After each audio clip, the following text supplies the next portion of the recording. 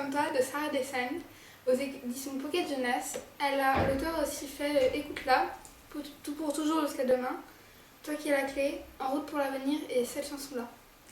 Alors, c'est l'histoire de deux jeunes filles, donc Scarlett et Hailey. Et en fait, il va y avoir un très gros problème. Le petit ami de Scarlett donc, va avoir un accident de moto et va mourir. Et en fait, donc, Hailey va devoir être là pour soutenir Scarlett, qui est assez détruite, on va dire. Et en fait, elles vont se rendre compte que Scarlett est enceinte, donc de son petit copain qui est mort. Donc on va suivre un petit peu la décision de Scarlett de garder ou pas ce bébé.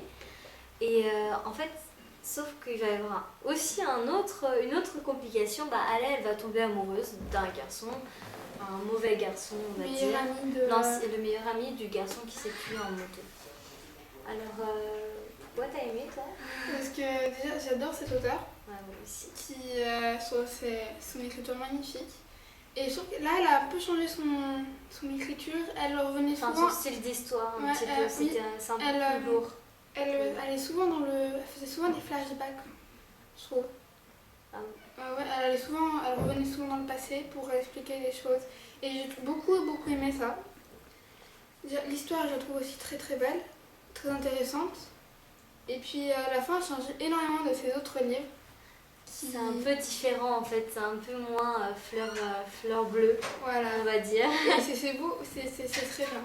Et c'est une histoire un petit peu plus importante. Avant c'était un petit peu juste des histoires d'amour et tout. Et là on suit vraiment, donc il y a cette jeune fille qui est enceinte, il y a quand même un mort.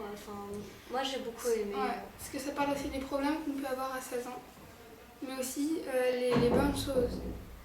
Et puis c'est vraiment un roman très très riche, je trouve. Oui, moi j'ai beaucoup aimé.